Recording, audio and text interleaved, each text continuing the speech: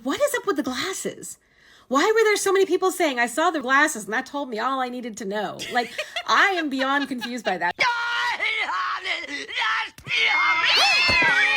The people that condemn me for going no contact in the first place are the same ones in the comment saying, Team Mom, go Mom, why did you disturb her peace?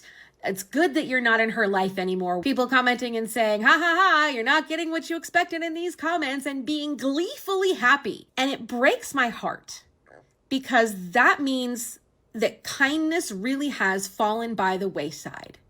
There were a number of people.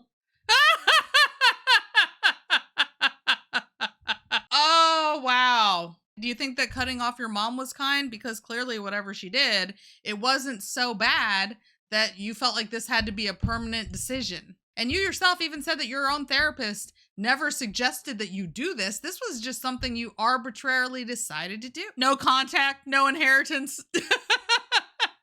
Not a single apology from the daughter. Nope, you wanted your space. You got it. Bye, Felicia.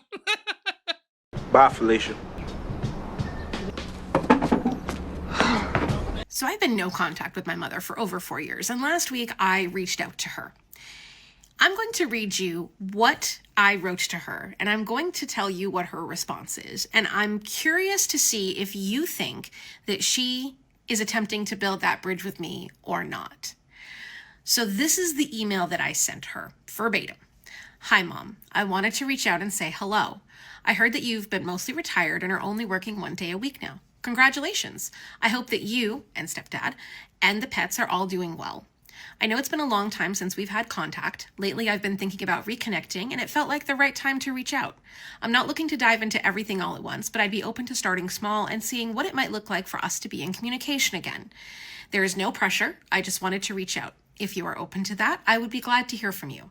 If you are, I would prefer to keep things to email for now. I think that would give both of us the space to think and respond in a way that feels comfortable. Let's keep things to email for now and then blast their business on the internet. She's not rebuilding the bridge.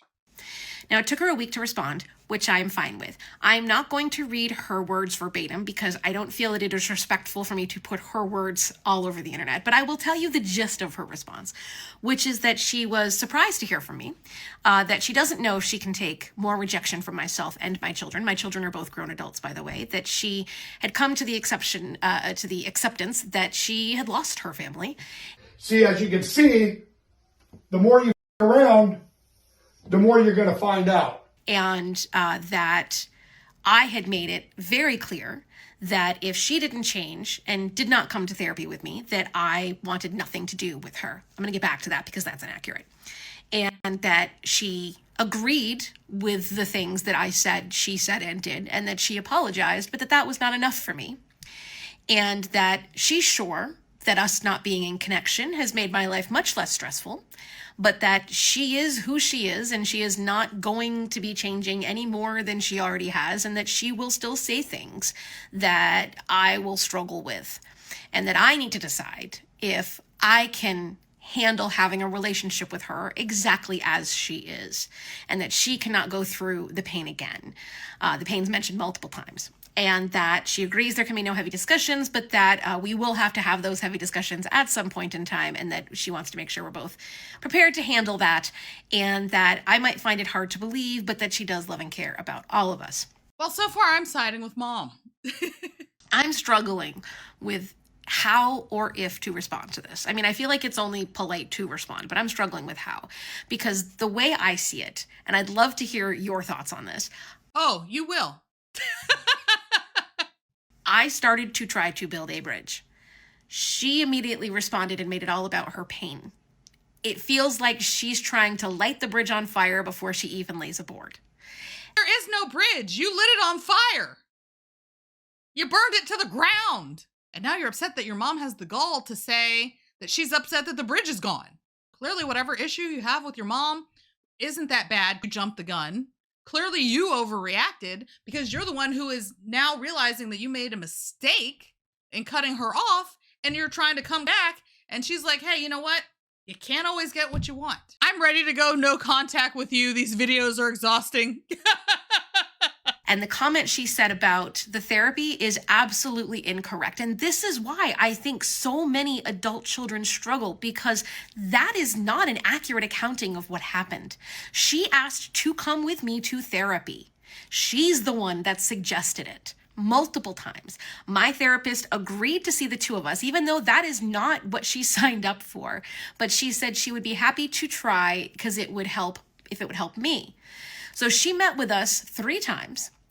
And after the 3rd meeting is when my therapist said that she was no longer comfortable continuing with both of us in therapy because she did not feel that we were going to be able to move in a positive direction because of the things that my mother said during therapy. Not every therapist is a good therapist. And if you find a therapist that says that they can't help you work on your relationship with your mother, the proper response is not to drop your mother. It is to drop the therapist and find somebody who can help with your situation.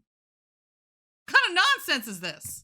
There were multiple times my therapist's jaw hit the table. The biggest one is when my mother made it very clear, in very plain words, that she cared more about the opinion of the people in the community, how they saw her, than she did how I saw her. That is not an exaggeration. That is exactly what she said. So it was my therapist that was like, this is not going to be healthy. There's no way to continue forward in this with the way your mother is responding. And I will make it also very clear, at no point did my therapist ever suggest going no contact.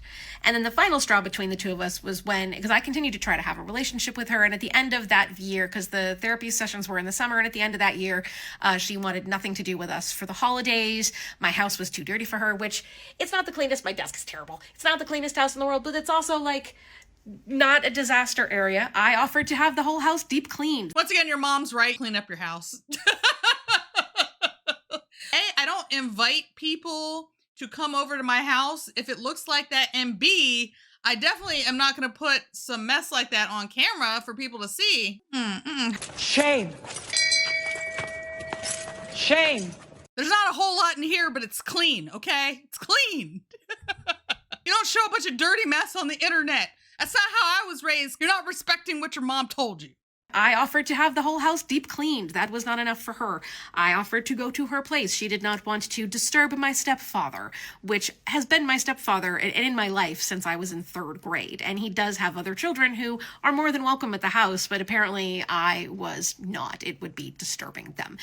So that is the reason that I finally went no contact, because she made it very clear that we were not a priority to her. Unfortunately, we've seen this rise in going no contact. It's trendy these days. People love running to TikTok and posting videos about how they're not speaking with their parents or how they've disowned their family. And people are acting like it's just this trendy play toy.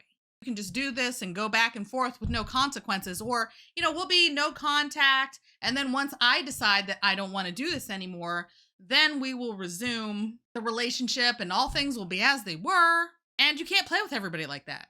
If you're going to go no contact, don't be surprised when you change your mind and then other people are just like, hey, no, you got to stand 10 toes down on this. And I don't want you yo-yoing in and out of my life. So I'm condemned for going no contact, and I'm condemned for trying to build a bridge and reconnect with my mother.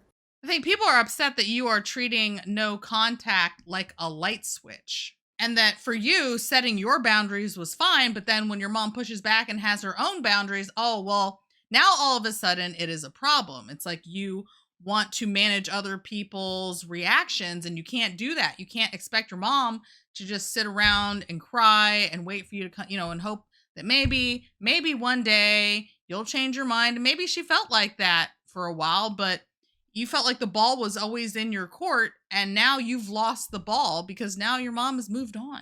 Congratulations, you played yourself.